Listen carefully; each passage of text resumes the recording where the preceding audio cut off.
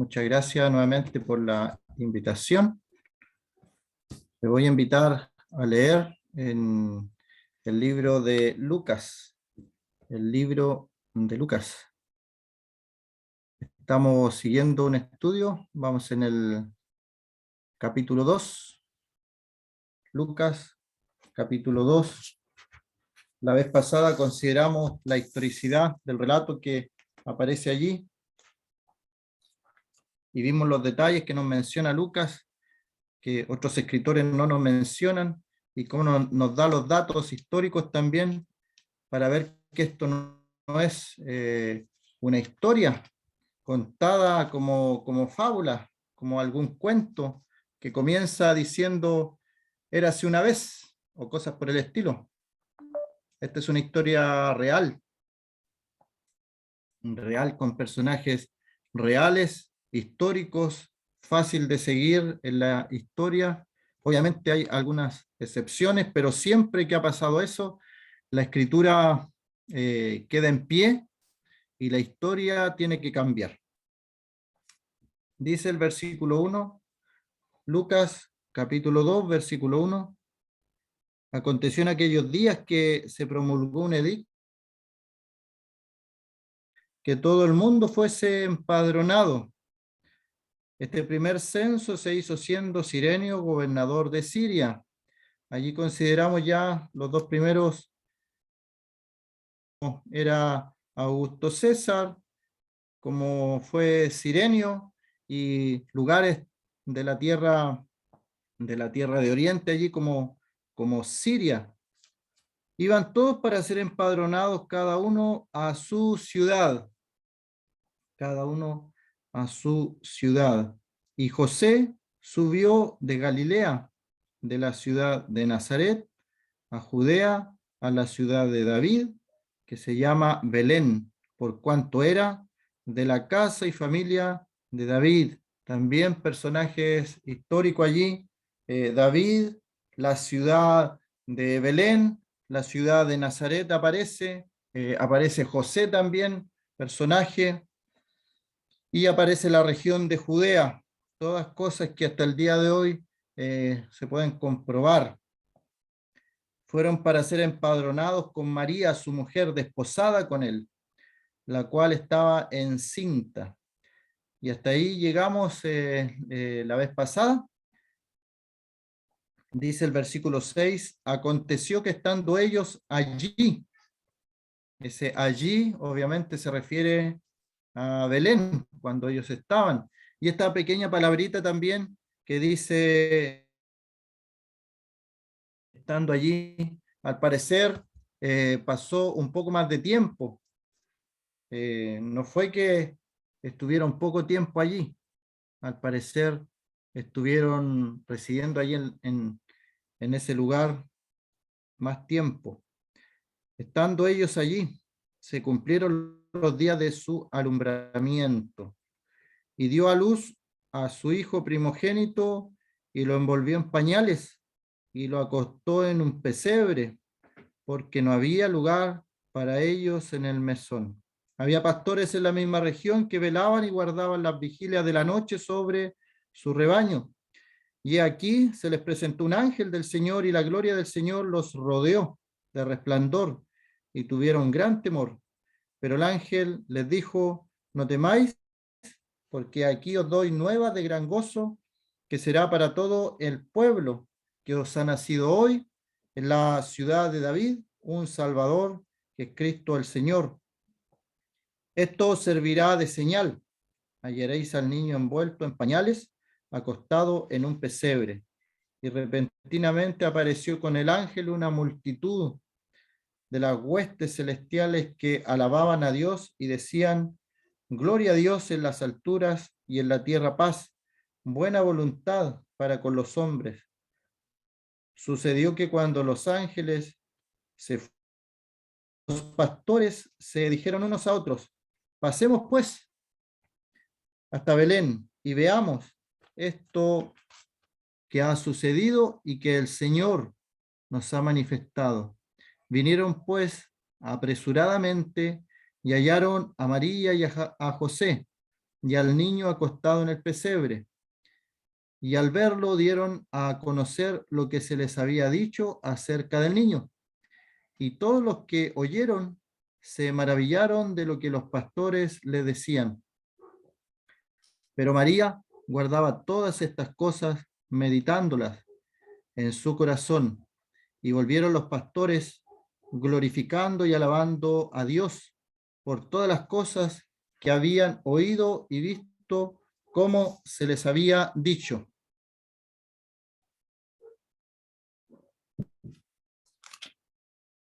Hasta ahí por el momento la lectura de la palabra del Señor, y decir nuevamente que es un suceso histórico, aunque se ataque de distintas formas.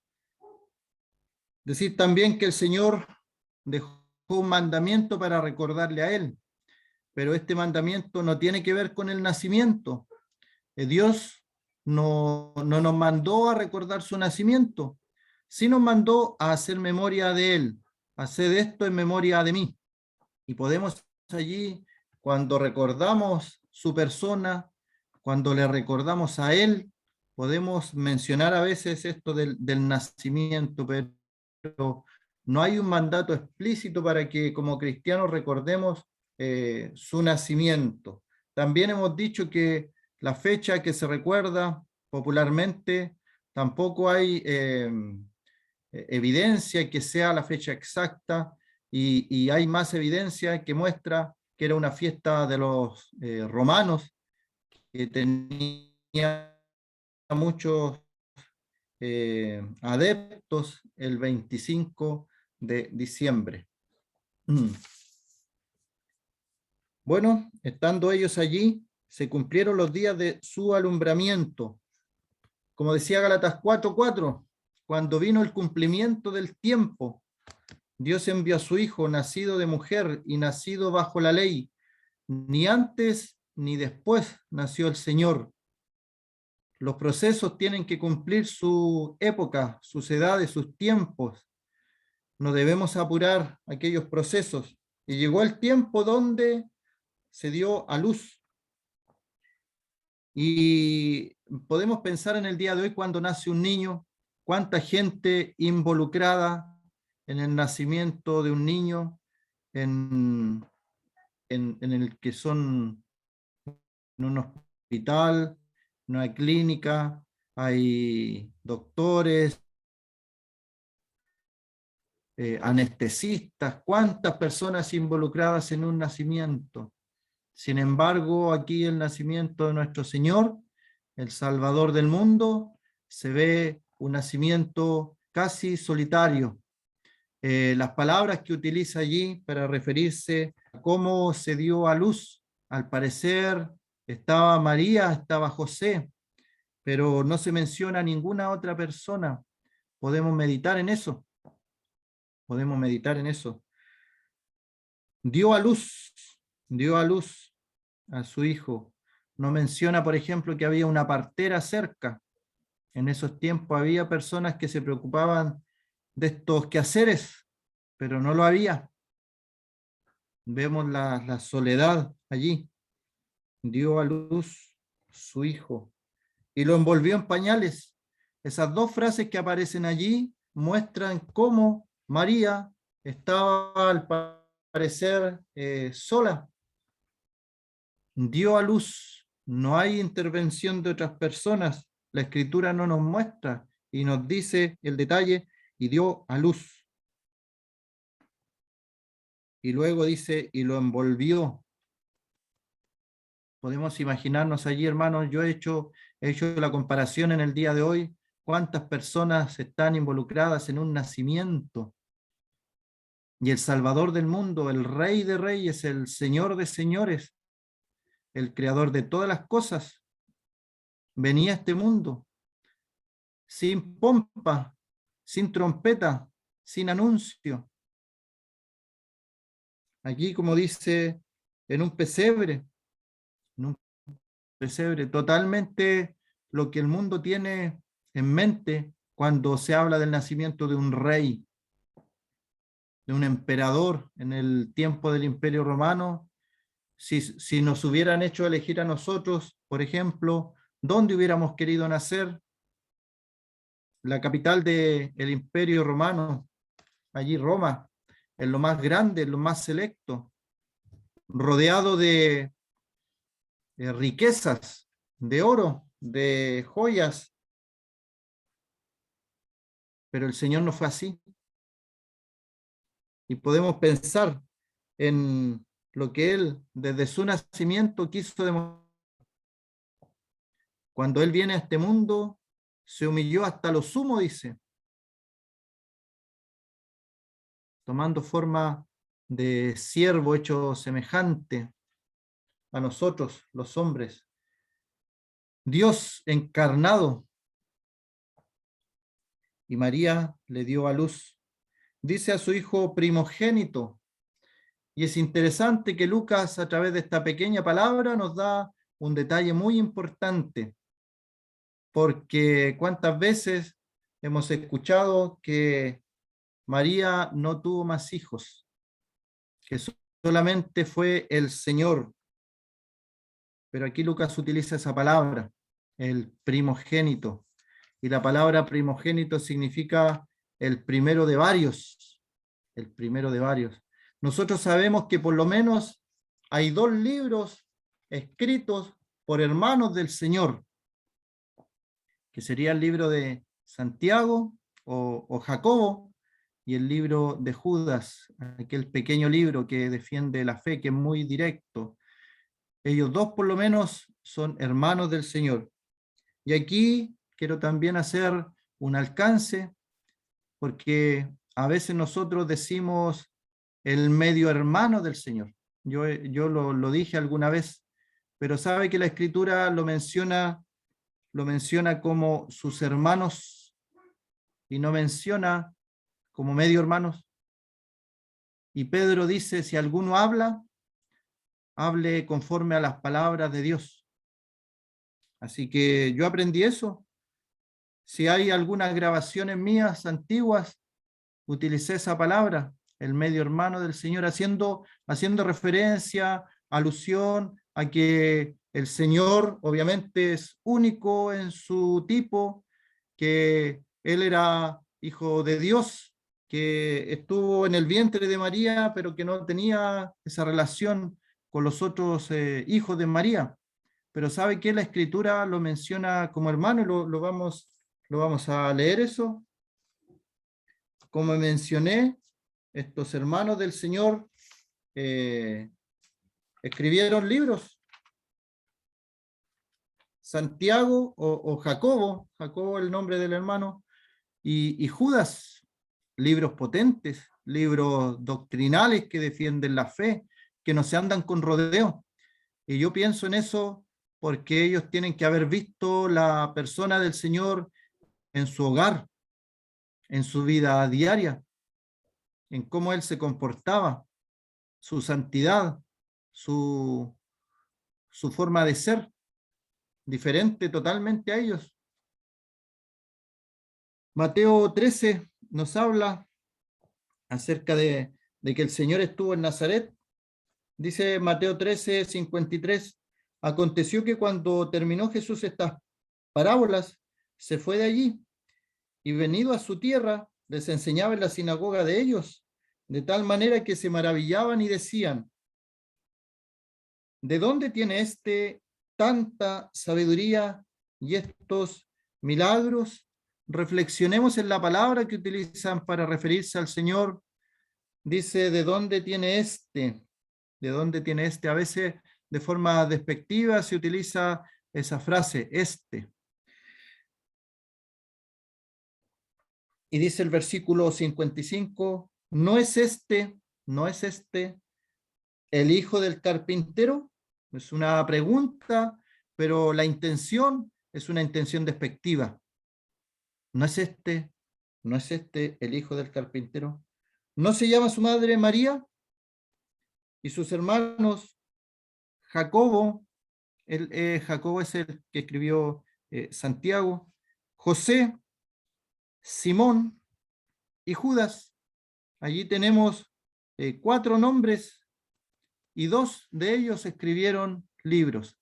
¿Y sabe qué? Lo interesante es que ellos creyeron en el Señor después que el Señor resucitara. No en vida del Señor, no en su vida. Hay una pequeña reflexión y enseñanza allí. Tal vez nosotros todo lo que predicamos, lo que enseñamos, todo lo que le decimos a nuestros amigos, vecinos, familiares, tal vez no lo vamos a ver en vida. El Señor puede hacer una obra cuando ya nosotros no estemos en este mundo, estemos en la presencia del Señor. Hay hermanos que han partido y toda la iglesia sabía que oraban por sus familiares para su conversión. Bueno, el hermano partió a la presencia del Señor y tiempo después se vio a sus hijos trabajando en la obra del Señor. Y uno piensa que hubiera sido lindo que aquel hermano hubiera podido ver a su familia siguiendo sus pasos, sirviendo al Señor, pero no fue así, no fue así. En el caso, en el caso del Señor, en vida, estos hermanos no creyeron en el Señor. Incluso utilizan palabras fuertes, que ya vamos a ir al pasaje donde lo dice. Y el versículo 56, ¿no están todas sus hermanas con nosotros? ¿No están todas sus hermanas con nosotros? ¿De dónde pues tiene todas estas cosas? Y se escandalizaban de él. Pero Jesús les dijo, no hay profeta sin honra, sino en su propia tierra y en su casa. Y no hizo allí muchos milagros a causa de la incredulidad de ellos. ¿No es este el hijo del carpintero? Refiriéndose a José. ¿No se llama su madre María? O sea, que era una persona conocida en Nazaret, la familia del Señor. Eran conocidos sus hermanos Jacobo, José, Simón, Judas y sus hermanas, por lo menos 2, porque está en plural. Tal vez hayan sido más hermanas, pero por lo menos tenemos el caso de 2 de sus hermanas. Una familia, y las personas no consideraban al Señor de la forma correcta, lo miraban de forma despectiva, con menosprecio. Pero la gente que creyó en el Señor lo miraba de forma correcta. Y no pudo hacer muchos milagros allí porque no creían en Él. Así que María, sus hijos, no se menciona, en otros pasajes no se menciona a José. Se piensa que en algún tiempo el padre, José, falleció, porque se menciona solamente el Señor como el hijo mayor, el primogénito. Y vamos a ver algunos pasajes que muestran que había una responsabilidad también sobre el hijo mayor, tenía privilegios, tenía algunas cosas que los demás hijos no tenían. Abría la matriz de su madre, era el primogénito. Vamos a ir a Juan, capítulo 7. Juan, el capítulo 7. Algunos dicen allí en el pasaje de Mateo que cuando dice la palabra sus hermanos, se refiere a primos, pero la Biblia utiliza en otros pasajes la palabra primos y aquí no la utiliza, utiliza la palabra hermanos, hermanos. Juan capítulo 7, versículo 2. Estaba cerca la fiesta de los judíos, la de los tabernáculos, y le dijeron sus hermanos, al Señor, le dijeron sus hermanos, sal de aquí y vete a Judea, para que también tus discípulos vean las obras que haces, porque ninguno que procura darse a conocer hace algo en secreto. Si estas cosas haces, manifiéstate al mundo. Y este es el versículo, porque ni aun sus hermanos creían en él. Entonces Jesús le dijo, mi tiempo aún no ha llegado, mas vuestro tiempo siempre está presto. Ni aun sus hermanos creían en él. La relación familiar que tenía el Señor en el vínculo íntimo de la familia llega al punto del mismo decir que no hay profeta sin honra ni en su tierra ni en su propia casa. Podemos pensar que esa fue la experiencia de nuestro Señor al decir también que ni aun sus hermanos creían en él. ¿Acaso él lo desanimó esta situación? Siendo el Salvador del mundo, predicando las palabras más asombrosas a todo el mundo, su propio hogar, su propia familia, no creían en él, no creían en él. El Señor no se desanimó por eso. Hay historias de grandes predicadores que ganaron muchas almas para el Señor. El príncipe de los predicadores, Spurgeon, muchas almas salvadas para el Señor a través de su predicación. Y su hijo no creía en el Evangelio, no era creyente, no se había salvado. Bueno, aquí con estos dos textos tenemos que el Señor era el primogénito. La palabra allí que se utiliza es el primero de varios, el primero de varios. Así que María tuvo más hijos con esa palabra que utiliza allí Lucas en su evangelio. Y nos deja claro. Y dio a luz a su hijo primogénito. Y dio a luz al primer hijo de varios que tuvo María. Por lo menos 6, los 4 varones que mencionamos, y como dice hermanas, por lo menos podemos contar 2, tal vez había más. Así que fue su primogénito. La palabra primogénito también se utilizaba en el Antiguo Testamento y tenía relación con el título del Mesías. En otras ocasiones hemos considerado acerca de los títulos del Señor y de su persona y hemos visto algunos títulos. Aquí añadiríamos este otro título en el Salmo capítulo 89. Salmo capítulo 89. El contexto de este salmo es el pacto que Dios hace con David. Pacto de Dios con David. Las misericordias de Jehová. Y comienza este pacto: hallé a David mi siervo, dice el versículo 20. Lo ungí con mi santa unción. Mi mano estará siempre con él. Mi brazo también lo fortalecerá. 22. No lo sorprenderá el enemigo. Y continúa el relato. Y el versículo 27. Yo también le pondré por primogénito. Es una alusión directa a lo que es el Mesías, profetizado desde la antigüedad, y el cumplimiento perfecto en la persona del Señor Jesucristo.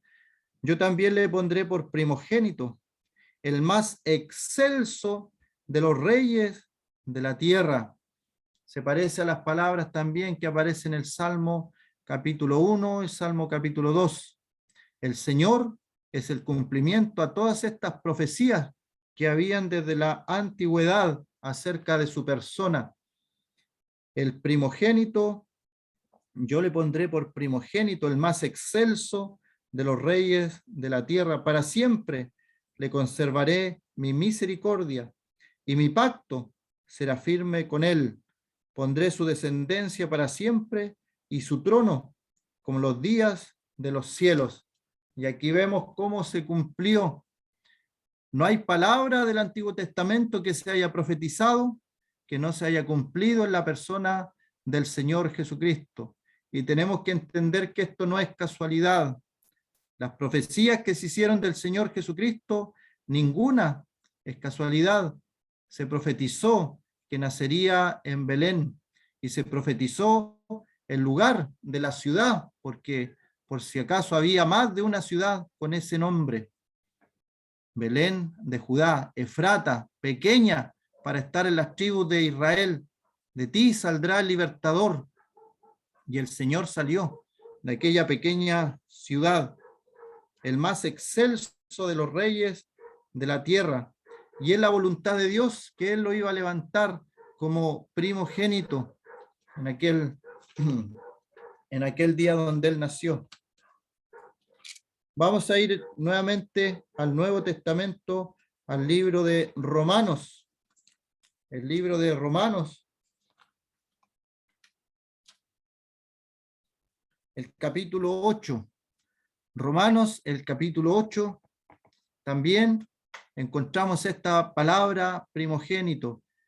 Todas las veces que aparece esta palabra primogénito está relacionada con nuestro Señor, con nuestro Salvador, de distintos aspectos, de distintas maneras, pero la palabra se refiere a Él. En Lucas, donde hemos leído, se está refiriendo al primogénito de María, al primero de varios hijos que tuvo María, pero también es un título acerca del Mesías en el Salmo. Y aquí en el libro de Romanos, capítulo 8, versículo 28, un texto bien conocido.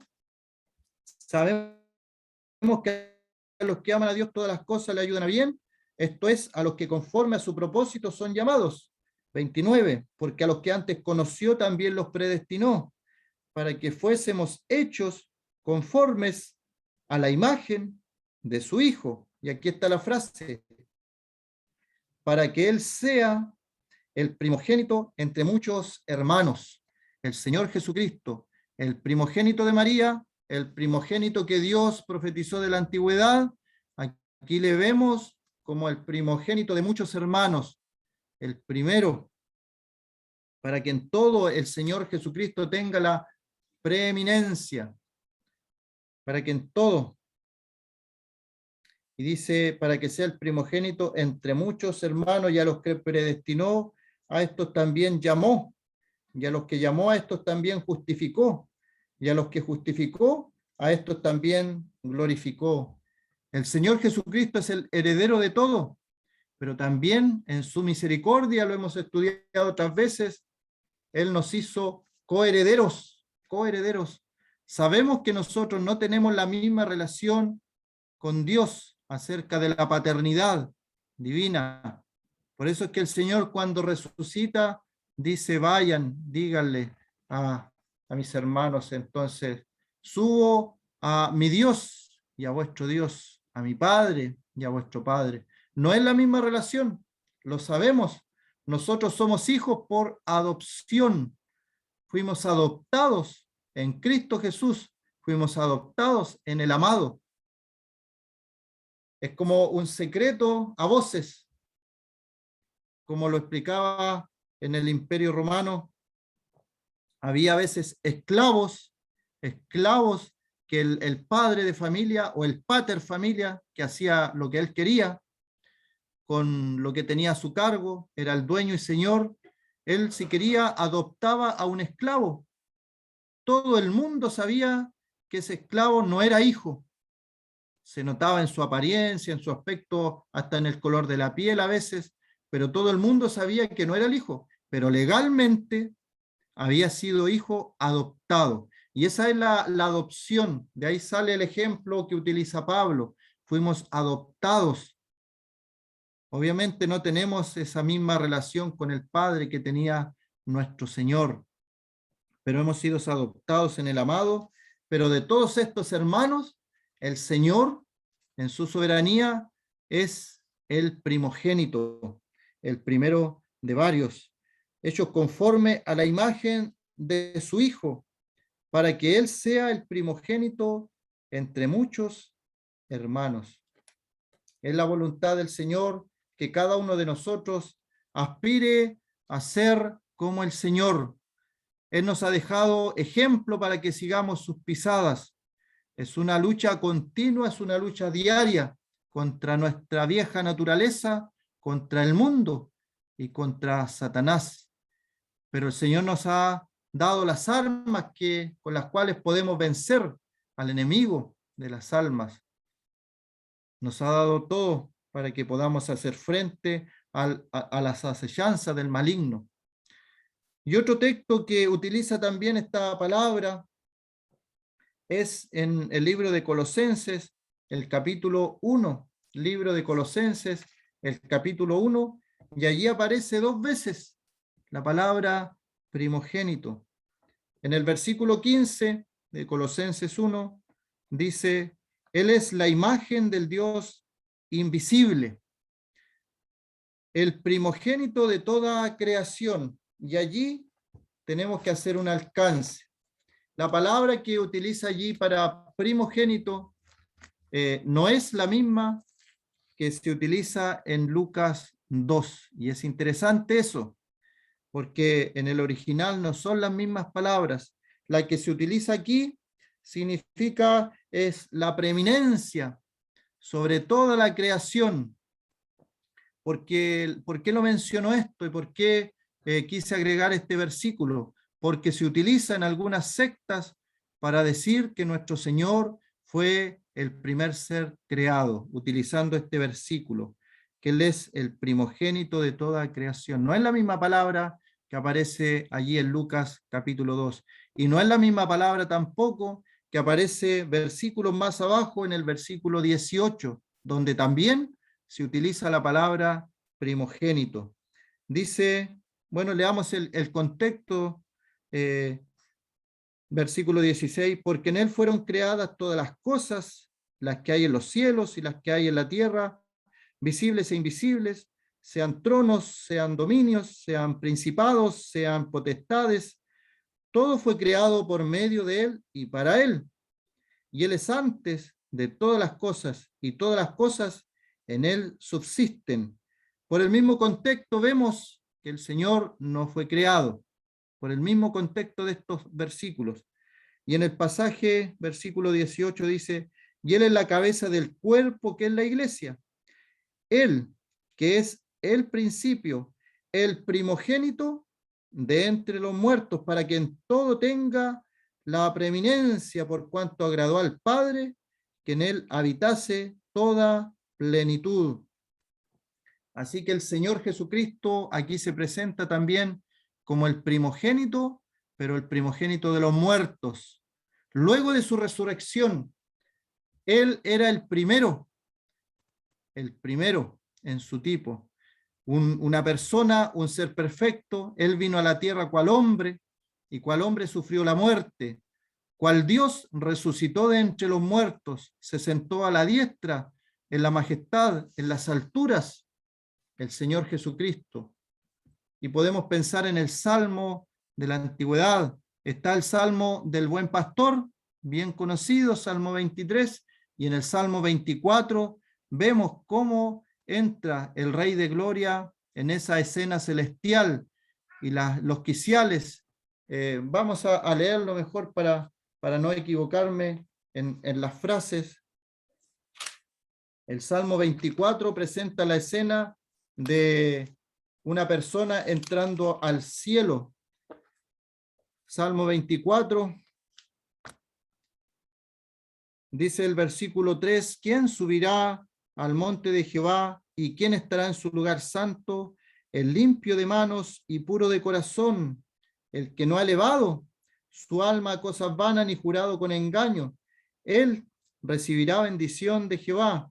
Así que la respuesta a esta pregunta, ¿quién subirá al monte de Jehová? Es ninguno. Ninguno puede subir al monte de Jehová a ver su santidad, porque su santidad no permite el pecado, y todo hombre es pecador, desde la planta de nuestros pies hasta nuestra cabeza, todo hombre es pecador, no hay nadie que haga lo bueno.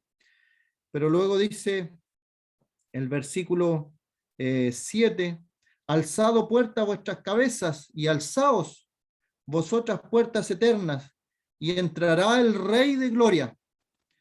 ¿Quién es este Rey de Gloria? Jehová el fuerte y valiente, Jehová el poderoso en batalla. Alzado puertas vuestras cabezas, y alzado vosotras puertas eternas, y entrará el Rey de Gloria. Pregunta de nuevo, ¿quién es este Rey de Gloria? Jehová de los ejércitos, Él es el Rey de Gloria. ¿Cuál es la escena aquí? las puertas, los quiciales de la puerta se estremecen, se abren de par en par en el cielo donde está el trono de Dios.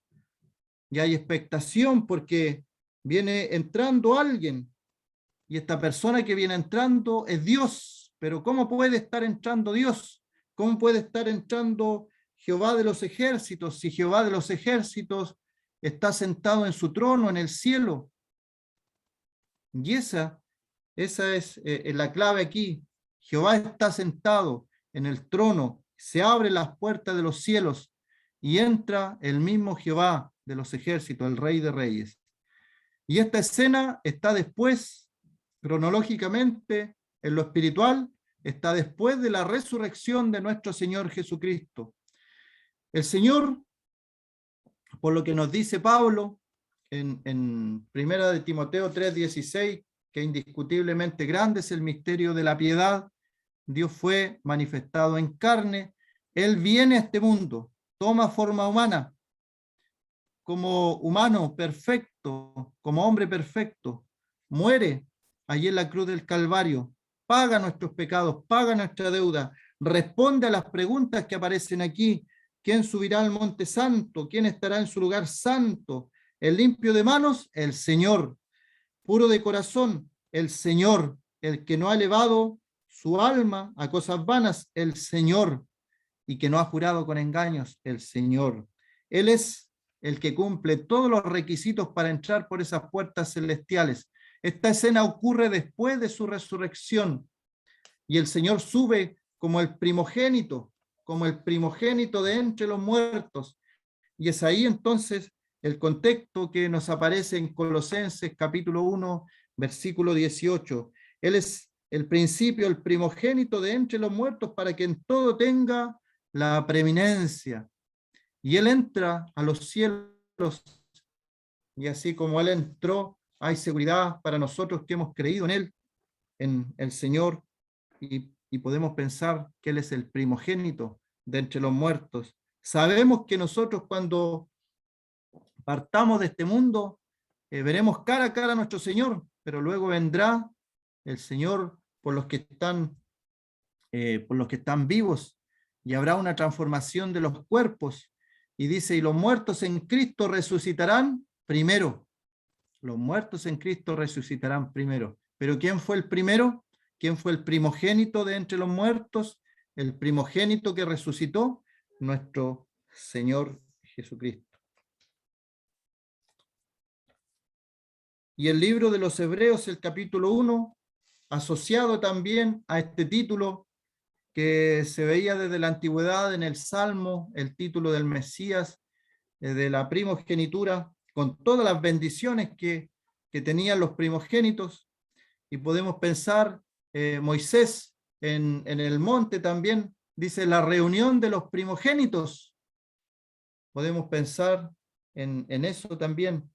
En Jacob, que deseaba la primogenitura, y Esaú desechó su primogenitura. Era importante, era el varón que abría la matriz de su madre.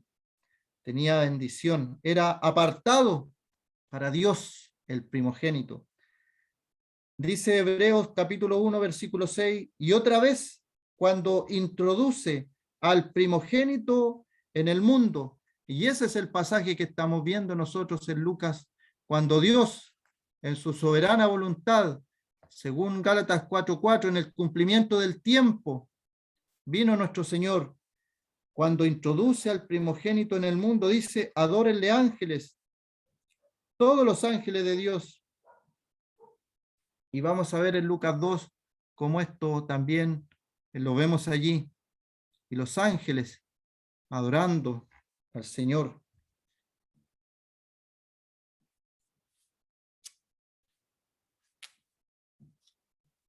Volvamos a Lucas capítulo 2.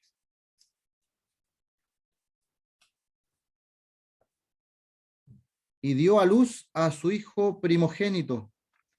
También le vemos como el primogénito de María, el primero de varios, por lo menos 6, 4 hombres, con sus nombres están allí especificados, y por lo menos 2 mujeres, porque dice sus hermanas, y lo envolvió en pañales y lo acostó en un pesebre, porque no había lugar para ellos en el mesón.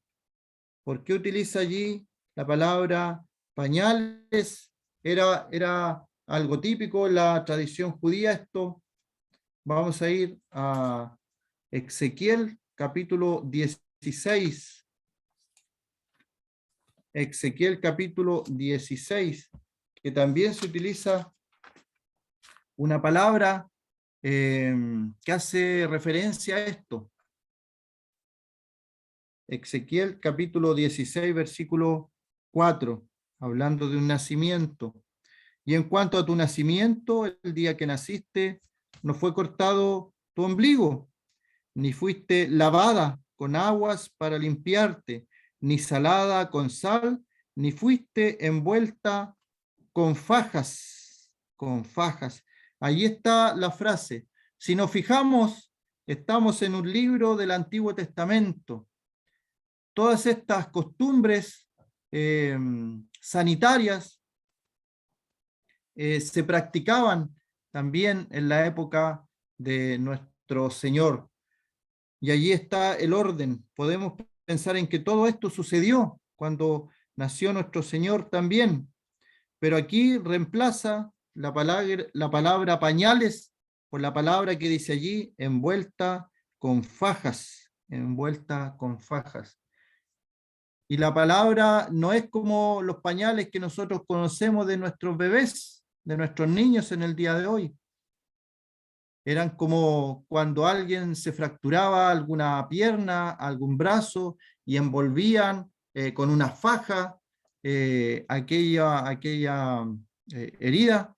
Ese es el sentido de los pañales, de la envoltura. Por eso acá utiliza otra palabra, la faja.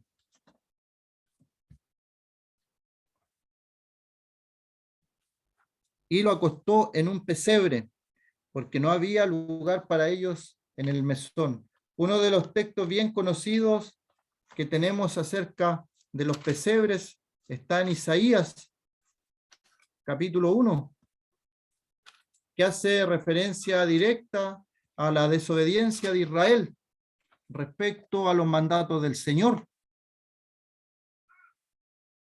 Isaías capítulo 1, versículo 3, dice, el buey conoce a su dueño y el asno el pesebre de su señor.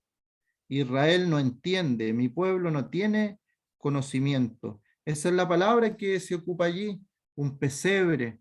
Es un lugar donde están los animales.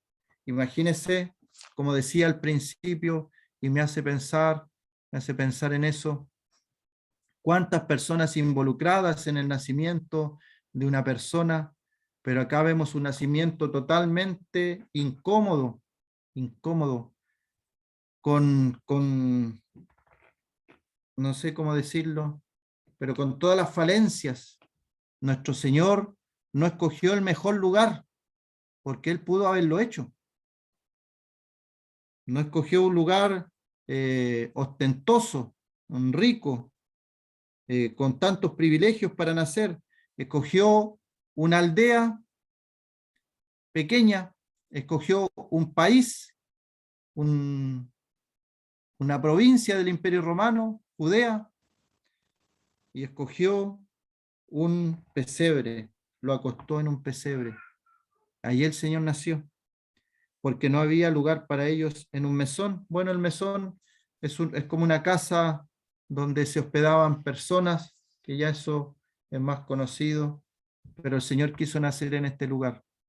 Para entrar en este mundo, no buscó lo más grande, buscó lo más pequeño. No estuvo con grandes personajes, estuvo casi en soledad, en una ciudad donde por lo visto no habían más conocidos, no habían más familiares, porque le vemos en un lugar, en un mesón, que no había lugar para ellos en el mesón. Algunos autores hablan de unas cuevas que en esta zona habían, donde se guardaban algunos animales.